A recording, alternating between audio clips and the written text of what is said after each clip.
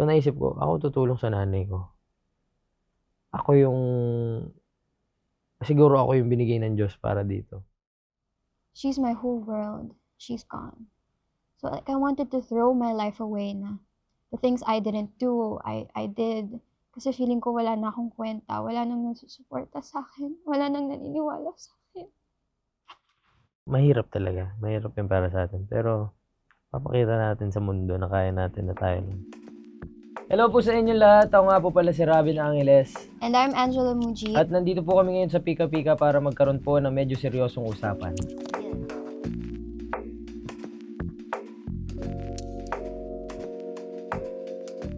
I'll go first. Yes. Question number 1. For us both to. Pero ikaw muna. Kamusta ka ngayon? Ano ang nararamdaman mo right now? Kamusta ako ngayon? Masaya lang ako. Parang ngayon lang ako naging ganito kasaya. Yung parang wala na akong mahihiling pa. Lahat ng pinapangarap ko, unti-unti natutupad. Tapos yung mga taong gusto kong matulungan, natutulungan ko na. Ang dami kong tao na napapasaya gamit yung pangarap ko. Di ba dati pinapangarap ko lang na maging artista, magkaroon ng kahit maliit lang na role, masaya na ako. Tapos ngayon, napapanood ko na yung sarili ko na tayo na yung gumaganap. Diba? Kaya ano pang hihilingin mo? Nandito na tayo para mag-inspire ng tao. Kaya super saya ko na. Yan. Ikaw ba? Yan din ang tanong ko sa'yo. Hindi ko alam. For some reason, kinakabahan ako para sa interview na to. Hindi ko kasi alam kung ano yung magiging questions eh. So, parang medyo kinakabahan ako sa questions. Pero tulad mo, masaya din ako na unti-unti nang natutupad yung mga pangarap ko and nakakatuwa lang yung mga dati kong pinapangarap. Andito na ngayon. Hindi ko ina-expect eh. Parang kahapon, ang dami natin nare-realize na nasa Cebu tayo. Natatawa ako kasi kapag nakikita ko yung, di ba, sa FB lumalabas yung mga memories 10 years ago. Tapos lumalabas yung nakikita ko yung sarili ko na nag-VTR, pumipila ng mahaba, tapos nakikisali sa mga makeup giveaways na, like, I could easily get those, like, today. Like, wala lang, ang galing lang. Kasi narinig na tayo ni Lord, no? Ang sarap sa pakiramdam. Parang kahapon yung pinakita mo, 8 years ago. Oo, nakikinig pala talaga siya. Galing. Question number 2. Ngayon patapos na ang 2025, ano ang paborito mo nangyari sa'yo ngayong taon? Oh, grabe. Plot twist ng buhay ko talaga 2025. Ang dami kong favorite na nangyari, pero siguro simulan na natin sa yung bigla akong naging Alice Perez. Out of the blue. Bigla na lang. Tada! Here, Alice. Tara, di ko ina-expect. Sobrang doon nagsimulang mag-iba yung trajectory ng buhay ko. After nun, sunod-sunod na yung projects and wow. Ang galing no? Ang bilis magbago ng buhay mo sa isang ganun lang. And sobrang grateful ko for that moment. Sobrang happy ko. Proud ako sa'yo. Me too. Ako naman, ngayon patapos na ang 2025, ang paborito ko nangyari sa akin ngayong taon. Ngayong taon na to nangyari lahat. Sa totoo lang. Kaya yun ang sinabi mo. Werewolf boy, no? Parang last year lang, bago ako, anong tawag dito? Makapunta sa pinupuntahan ko. Ang dami kong taong kinakausap para magkapera ako. Ang dami kong dinidiskarte para lang may pamasahe ako papunta Manila mag-workshop. Yung mami ko ayoko nang kulitin kasi wala ng pera. Yung kinakain namin sakto lang. So, ang saya-saya ngayong taon na to parang nabago ko lahat. Parang hindi pa naman ganun kalaki kinikita ko, sakto lang eh. Pero masaya na ako kasi napapakain ko sila mami, nalalabas ko na sila, tapos nakakapunta na ako sa mga gusto kong puntahan. Tapos lahat talaga ng pinapangarap ko, napupuntahan ko na, nagagawa ko na unti-unti. Yun yung pinaka masarap na nangyari ngayong taon na to. Paborito ko nangyari ngayong taon na to. Question number 3. Napanood na ba ng parents mo yung mga naging projects mo this year? Ano ang mga naging reaction nila? Ako pag nasa bahay kasi ako, ayokong pinag-uusapan namin ni mami yung tungkol sa showbiz. Sinasabi ko palagi, "Ma, pag umuwi ako ng Pampanga, normal na tao ako. Hindi ako artista. Kung paano mo ako kausapin nung bago ako magsimula, gusto ko ganyan pa rin ako. Gusto ko normal na tao ako 'pag nasa bahay ako. Uutusan mo ako, lahat ng puwede kong gawin magagawa ko. Yung parang ginagawa ko nung hindi pa ako artista. Mm. So, 'pag ganyan nahihiya siya magtanong na, "Oh, kamusta 'tong eksena na 'to, kamusta 'tong" kasi gano'n yung mga nanay 'di ba, yung parang halimbawa may nakitang artista, "Ay maganda ba siya?" 'Di ba may mga gano'n? "Ay Mm. talaga, mabait ba?" May mga gano'n 'di ba? Andalan ko na lang umuwi, gusto ko sulitin namin yung oras. Gusto mo 'pag family time, Family family time lang, time. walang ibang Ayaw mong work. 'yun yung gusto ko. So, pero sure ako na napapanood niya yung mga projects kasi lahat naman yata ng ganap natin memorize niya. Oo, 'pag nasa ano, minsan nagme-message siya, "Oh, kamusta kayo ni Angela diyan? Oh, ganyan, ganyan, ganyan, ganyan." Alam niya kung saan ako pupunta, alam niya yung schedule ko. Tinatanong ko nga si Miss Jen, "Miss Jen, sine-send mo ba kay mami? Ba't alam niya yung mga schedule ko?" Updated siya sa'yo, siyempre mommy mo Sabi niya, yun. "Hindi ko man, nakikita lang niya." Ay, ang sweet pa din ni mami, nakaka-miss yung mga gano'n na ano, so na ang saya-saya ko na hindi pa din siya nagbabago, yun. Ikaw ba? Um, 'Di ba kami na lang ng daddy ko, Hmm, tas yung kuya ko and may tita, may hmm, cousins, may niece.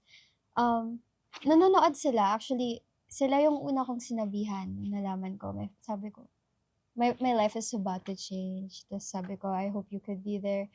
Tas noon talaga, mas focus yung tatay ko mag-support sa'kin sa school. hmm, Kumbaga yung mama ko lang yung nagsu-support sa'kin. Siya nga yung nagsasabi sa'kin na, "Mag-focus ka na lang sa pag-aaral mo, wala ka namang mapapala mhm, diyan sa ginagawa mo." Totoo, sinasabi niya yun hmm. sa'kin, siya yung parang ginigising niya ako ba sa katotohanan. Kasi totoo naman na wala akong masyadong nararating nung Walang nakaraan. kasiguraduhan ng showbiz.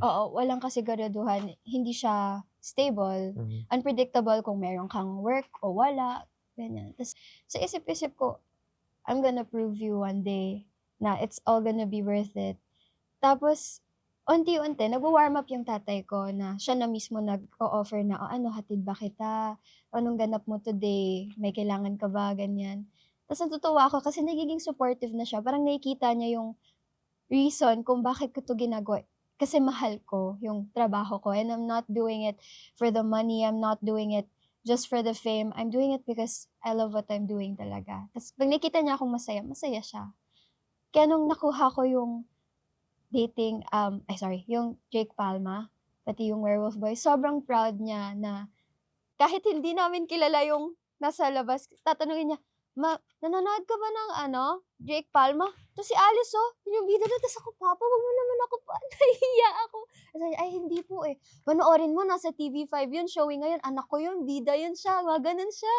Tas lahat ng post sa FB shine-share niya, ganyan. Sobrang nakakatuwa and also my kuya, very proud siya sa'kin.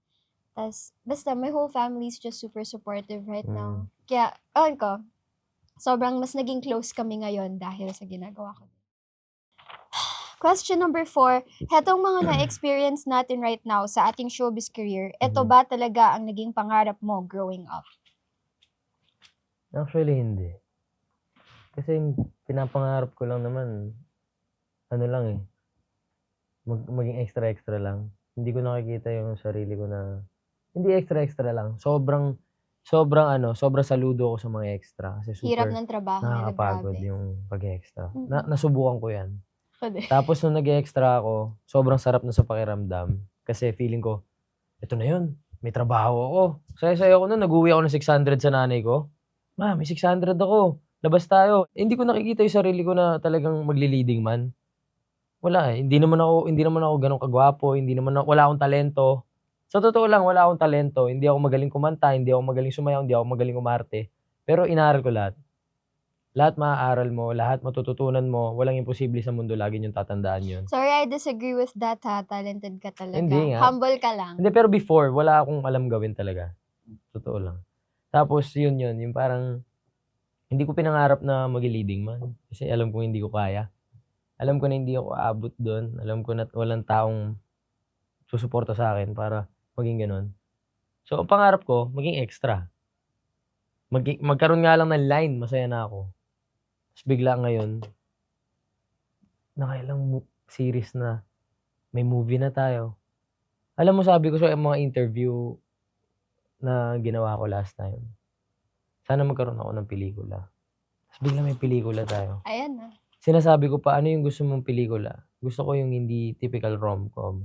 Gusto ko yung pahihirapan ako. Ang hirap ng Werewolf Boy. Sa totoo lang. Sobra. Sobrang hirap, di ba? Sobra. Hindi ko alam paano natin nagawa yun, pero naging posible. Parang yung pinapakinggan ng Diyos lahat na sinasabi ko, lahat ng pinagdadasal ko. Kaya lagi niyong tatandaan na kayo nanonood na walang imposible sa mundo, di ba? Lahat ng pangarap nyo, kung tutuloy-tuloy nyo, hindi kayo susuko sa buhay nyo, makukuha at makukuha nyo yan. Basta wag lang kayong manawa. Kung ano yung gusto nyong ginagawa nyo, gawin nyo lang ng gawin kasi maaabot nyo talaga yan. Promise ko sa inyo yan. Kahit ano pang pangarap nyo, makukuha nyo yan. Hindi kayo papabayaan ni Lord. Tama.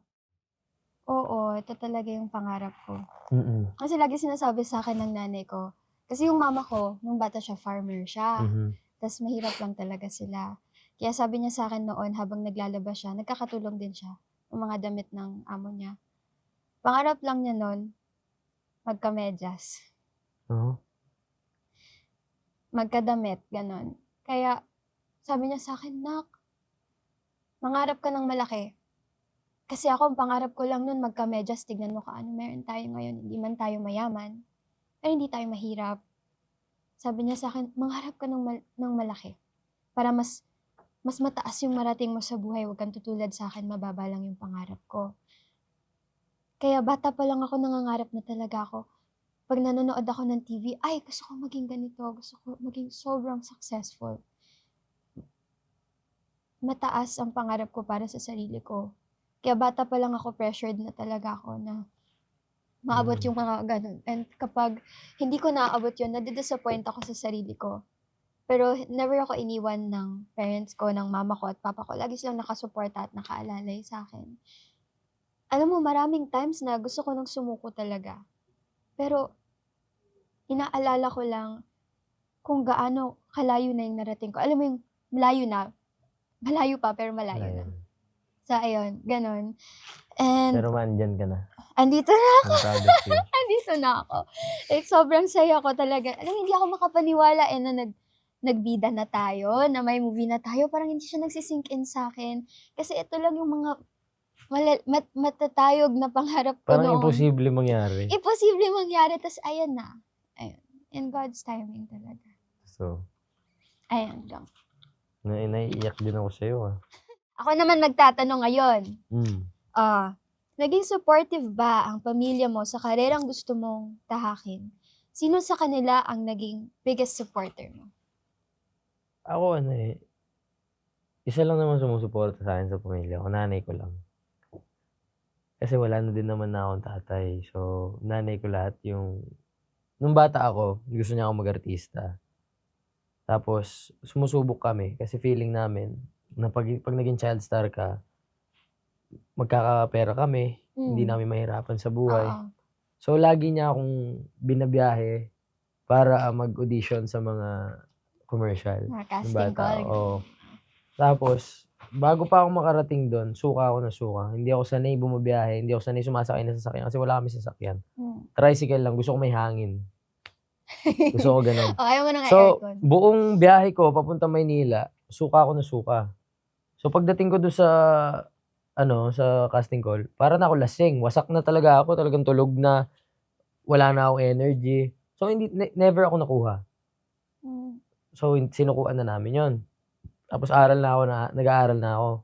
Scholar ako, ganyan-ganyan. Wala kaming pambayad ng tuition. Yun lang, aral ako na aral. Seryoso ako sa pag-aaral ko. So, nung tumatanda na ako, nagiging loko-loko na ako. Hindi na ako masyadong nag-aaral na mabuti. Diba? So, sabi ko sa nanay ko, may chinat ko si Direk Jason Paul. Sabi ko, Direk, gusto kong mag-artista, ganyan-ganyan. Talagang desidido ako, araw-araw ko chinachat yun. Pasok mo ko, extra ako. Gusto ko talaga maging extra. As in, chinat mo talaga siya kahit di ka niya kilala? Hindi ako kilala. Sino ba ako? Tapos parang nag-reply siya, natsambahan ko. Pasok mo ko extra. Pinasok niya ako sa pelikula ni Sue Ramirez sa Diego Loizaga. Palong-palo ako, extra lang ako. Talagang kahit saan. Hindi kailangan sa eksena, pero yung halimbawa naglalakad ka lang, palong-palo ako. Yung kulang na lang sumayaw ako doon para kitang-kita ako. Talagang nagpapapansin talaga ako para, sige, pansinin niyo ako. Kaya ko to, kaya ko yung ginagawa niyo. Talagang, yung parang iniisip ko, nung nandun ako, syempre nasa starstruck ka sa mga artista. Ay, wow, papanood ko lang dati, nasa harap ko na. Pero kailangan hindi mo pakita. Mm. Kailangan Chill kailangan ka lang. ugali ko yun, eh, kailangan dapat maangas ako palagi, Chill ka hindi lang, ako 'no? papakita ng emosyon. Mm. Pero dun parang, sige, dapat kaya ko 'to. Ganun lang ako, eh. Tapos yun, sinuportahan ako ng nanay ko talaga sa pagiging extra ko nun. Tuloy-tuloy. Isang buong taon nag-workshop ako, araw-araw workshop. Singing, dancing, acting. Acting workshop ko nun parang 3 times a day, minsan 2 times a day, ganun yung workshop ko. Isang buong taon walang nangyari sa'kin. Ano lang, workshop lang ng workshop, ng workshop, ng workshop. Ta's nagka-project ako, yung BL series. After yung BL series, lumaki ulo ko. Tapos pinagpahinga na muna ako ni Direk Jason. Uwi ka muna ng Pampanga. Nung nandun na ako sa Pampanga, pinabayaan ko na yung sarili ko. Feeling ko talaga wala ng chance. Feeling ko hindi ko na kayang mag-artista. Feeling ko puro na lang talaga ako pangarap. Feeling ko hindi ko na kayang mag-aral. Feeling ko wala na akong alam gawin. Kasi napurga ako ng workshop. Talagang kahit anong eksenang paggawa mo sa akin nung mga panahon na yun, kaya ko. Kasi talagang araw-araw nag-wo-workshop ako. Tapos nung sinabihan ako na parang, ano, ganyan ka na lang, mangarap ka na. Hindi naman gano'n yung sinabi ng nanay ko, pero yun yung pumapasok na sa utak ko na puro ka na lang pangarap, Rob, hindi mo ba maaabot 'yan? Is gano'n na, puro na gano'n. So, ang ginawa ko, hindi ako sumuko kahit na lahat na ng tao galit na sa'kin. Yung parang lahat na ng tao wala na akong magawa, wala na akong ginagawang tama. So, ginawa ko, nag-message ako kay Miss Jen, "Baka meron ka pang ano diyan, workshop." Kahit natapos ko na lahat ng workshop sa Viva, Nag-workshop ka ulit? inulit ko. Talagang nagpapapansin talaga ako na, "O sige, kaya ko 'yan, kunin niyo ako." Mm. Tapos hanggang sa nag-workshop ako na nag-workshop, ilang beses, na-graduate ko 'yun, may audition ni Mutya. Yun. Totoo, nung nag-audition ako ni Mutya, hindi na ako nag-e-expect. Wala na, eh, ubos na, wala na akong pag-asa, eh, parang feeling ko, wala, hindi ko na talaga makukuha yung pangarap ko. So, nag-audition ako sa Mutya, wala akong pakialam. Sige, bahala na, makuha ako dito o hindi, gano'n. Mm. So, Basta mag-try ka lang. oo, eh, nakakatawa talaga ako 'pag wala akong pakialam, wala talaga akong pakialam kung anong sasabihin mo sa'kin. So, kinakausap ako nila direk, normal ako. "O, ako po si gan'to, gan'to, gan'to." Hindi ako nahihiya, kasi Mm. wala na nga akong pake. Di ka pressured kasi Oo, wala kang expectation. pero gusto ko makuha, Hmm.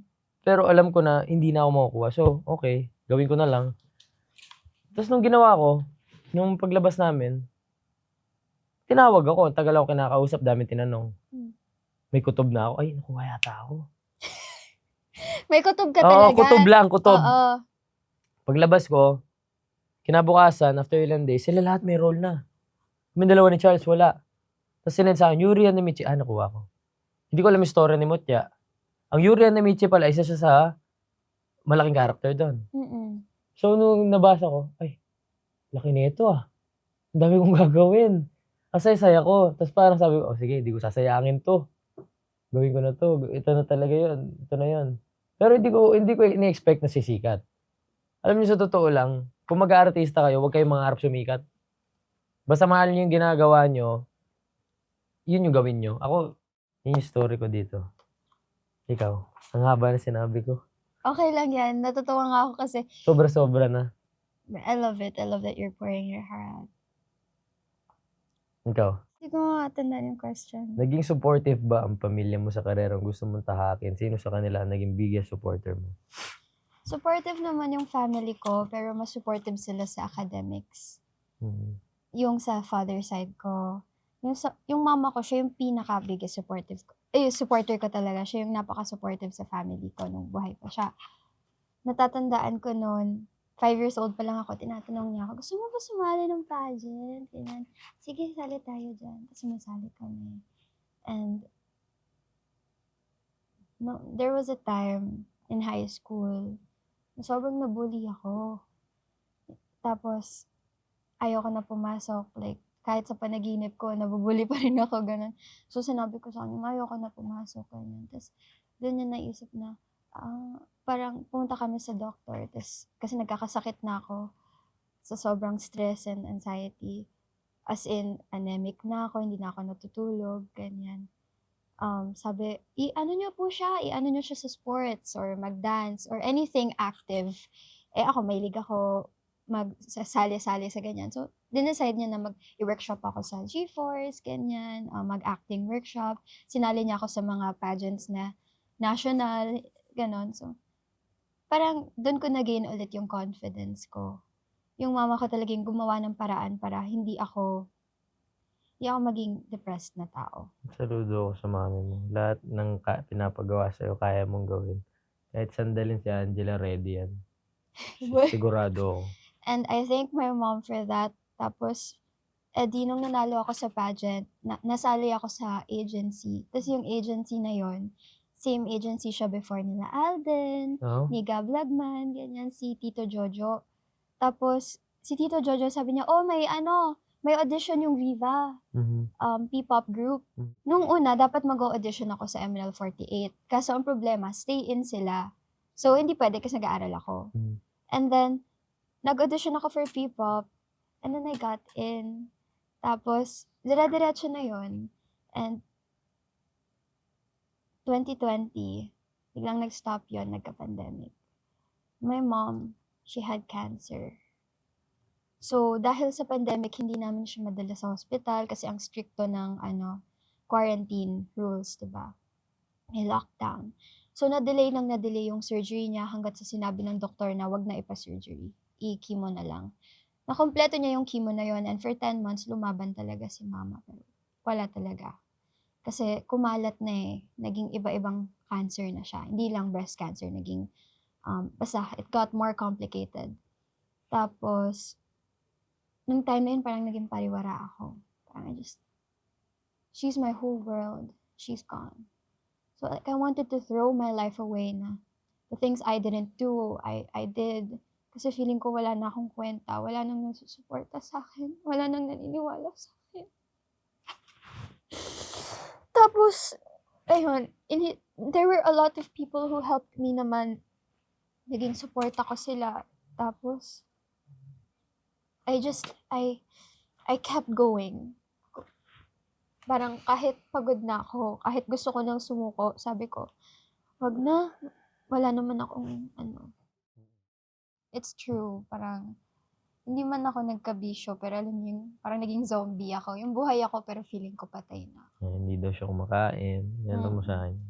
Hindi ako kumakain talaga, tapos, kung hindi nagpapadala ng pagkain yung mga friends ko, yung mga taong tumulong sa akin, matagal na akong wala, malamang. Kasi, kahit yung tatay ko, kinakatok niya ako, tinatanong niya ako anong gusto kong kainin, hindi ako sumasagot. Kasi parang, basically, I wanted to die na din. There were many instances na, you know, I tried to end my life na din. Okay, naman na. Basta, wag mo na isipin yun. Pag kailangan mo kausap, nandito na ako. I'm okay naman. Hindi na pwedeng isipin pa yun. Okay? Tama na. Oo. Past is past. A few years later, tuloy-tuloy pa rin ako nag-work nun. Sobrang payat ko nun, as in para akong kalansay. Nag-PP-pop pa rin ako, and then nung 2020 hanggang 2023 were the worst years of my life. Ang daming masamang nangyari. Tapos, nag-disband pa yung P-pop. Na parang, I dedicated almost all of my life or my everything sa P-pop. Tapos bigla kaming nag-disband. That was the most painful part for me then. Pero, tuloy lang. Lumalaban pa rin ako. Tapos, binigyan ako ng opportunity to be in another girl group, yung Sinta. Tapos I think, wow! ibang ano yan gat yan eh. Tapos, edi, kasama ko rin si Sarah from P-pop din siya. Tapos nung nagsisinta kami na shows, nanonood yung mga boss. Tapos parang pinakilala po kami sa mga boss. And then, ayan, sabi ni Boss Bernie, lagay niyo to sa project, ganyan, may potential siya, ganyan. Tapos kilig na kilig ako nun. Parang I was in cloud 9. Pagka-uwi ko, hindi ako makatulog, iniisip ko yun. Tapos ayun nga, nag-text yung manager ko sa akin, si Miss Barbie. Sabi niya, oh, may racket ka, cheering-cheering sa sitaw. Tapos sobrang saya ko noon. Halos nagtatatalon ako sa kwarto ko, tapos hindi ako makatulog. Sobrang excited ako. Naghahanap na ako ng susuotin ko, ganyan. Kasi first time kong mag-acting sa serye. So, di ba, sanay ako singing, dancing, ganyan. Pero ito, first time talaga acting. Tapos, nung nandun ako, katulad mo, yung sabi mong nag-extra ka, tapos sobrang bigay todo ka. Ganon din ako. Like, nagpapapansin ako. Like, sobrang binibigay ko lahat, give ko lahat, ganyan. Tapos, after nun, may show kami ulit sa Sinta. Tapos, after the show, we had a meeting again with the bosses and Sarah mentioned na, Boss, I heard na magkakamutya. Pwede po ba kami mag-audition doon kahit supporting lang, ganyan. Tapos sabi ko, ako din po, gusto ko din, ganyan. So parang, oo, sige, mag-audition kayo doon, sabi. Tapos, ayan na, audition na. Alam ko na yung mutya magiging huge success siya kasi high school pa lang ako, alam kong malaki na yung mutya talaga. Tapos nag-aaral pa ako noon, nasa lagay na yon, may online class pa ako. Tapos alam ko Doon sa naman, mismong audition. sa mismong audition, Wala siyang pinapansin kasi nag-aaral siya. nung nag-audition, pinag-Freya ako, hindi ko magawa kasi naman ako magaling magtaray-taray. Pero ginawa ko pa rin yung. Tapos, pero kahit di ako nag-e-expect, alam mo yung excited ka, malaman kung ano yung mangyayari next. Nag-message ako lagi kay Miss Barbs. Oh, Barbs, may update na ba? Kasi kung hindi ako makuha, gusto ko na malaman para tumigil na yung pain. Para hindi na ako naghihintay. Para tapos na. Tapos, 3 days later, nag-send siya. Rocky San Diego. Tapos sabi ko, oh my gosh, nakuha ako. Ang saya ko, kahit hindi ako Freya, kahit hindi big character, kahit supporting lang. Like, alam ko na, at least meron akong role ulit, may work ako ulit, and sobrang saya ko talaga. Tapos, hindi ko in-expect, tuloy-tuloy na yon. After Mutya, nagkaroon ako ng TikTok shorts with Kurt. Tapos, after that, the biggest plot twist talaga is yung Drake Palma. Drake Palma. Yan lang. Kamusta ang feeling na may daddy na supportive sa pangarap mo? Sobrang saya. Kasi, inisip ko, sana ganito na lang pala lagi yung tatay ko sa akin before. Kasi, alam mo, sa totoo lang, hindi talaga siya ganun ka-supportive noon. Mas gusto niya talagang mag-aral ako. Kasi siguro, ganun din kinalakihan niya na mas more on academics. So, mama ko lang nakikita ko talagang bigay todo sa pagsuporta. Si Papa parang, nandyan lang siya kasi dad ko siya. Pero like, kung may choice siya, ayaw niya naman. Kaya, ngayong supportive siya sa akin, parang sarap, ang gaan sa pakiramdam na parang, alam mo yung kapag tanggap ka ng tao, yung kapag minamahal ka, sinusuportahan ka ng buong puso, masarap sa pakiramdam. Ang laki ng pinagbago ng dynamics namin kasi sa family. Ikaw naman, kamusta ang feeling na may nanay na supportive sa pangarap mo? Sobrang sarap sa pakiramdam. Yung parang, lagi nanay ko kasi nasa isip ko, bago ako gumawa ng kahit anumang kalokohan, nanay ko isipin ko. Bago ako, pagising ko na umaga, nanay ko isipin ko, ba't ako gumigising ngayon? Dadasal ako, Lord, thank you, nagising ako ngayon. Panibagong araw, itong araw na to, parang kikita ako ng pera para sa pamilya ko. Parang lahat ng bagay na ginagawa ko para sa nanay ko palagi. So, ang araw-araw na nasa isip ko is babawi ako sa nanay ko. Pero sobrang sarap sa feeling na may nanay na nakasuporta sa akin.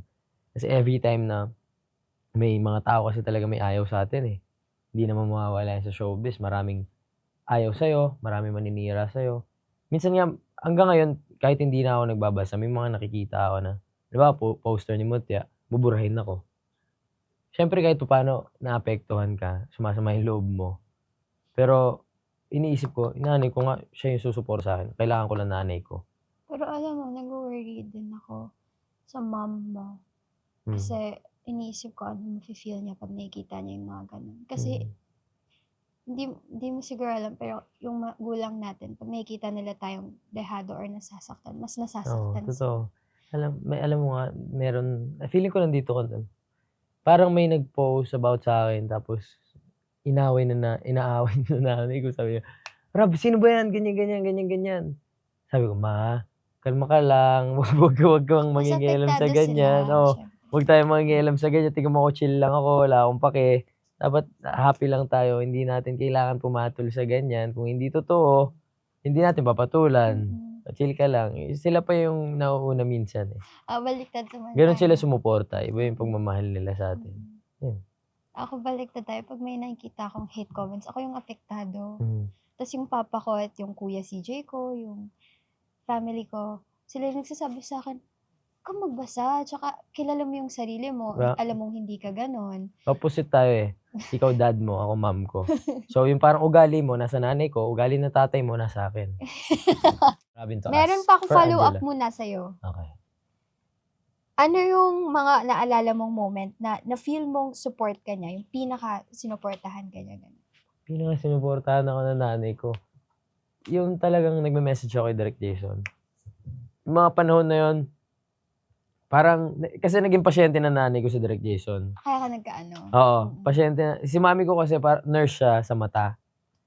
Tapos, nagpa-check up si Direk Jason doon. Tapos sabi niya, Rab, may pumuntang director sa ano namin, siya nag-direct ng ganitong pelikula. Talaga? Pinanood ko yan. Idol ko yung mga artistang yan, ganyan. So, chinat na nanay ko. Hindi nire-replyan yung nanay ko. Ginawa ko, in-add ko. Araw-araw ko ina-add. Pati nanay ko, nag-chat araw-araw. Kaya ako, sige. Talaga, hindi ko susukuan to. Feeling ko talaga ito yun eh. Feeling ko si Direk yung tutulong talaga sa akin eh. Which is siya talaga. Kaya sobrang laking pasasalamat ko din po kay Direk Jason Paul Laksamana. Shoutout sa'yo, Direk. Kung wala ka dyan, wala ako dito sa inuupuan ko ngayon. Salamat. Saludo po ako sa'yo. God bless you. Hi everyone! Ako nga pala si Angela Muji. Ako po si Robin Angeles. At iniimbitahan po namin kayong manood ng A Werewolf Boy in cinemas this January 14. Yes, malapit na po yan. Sana po mapanood niyo po yung A Werewolf Boy. Maraming salamat, Pika Pika. And panoorin niyo po itong video na to. Bye! See you! Bye guys, thank you. Please visit pikapika.ph.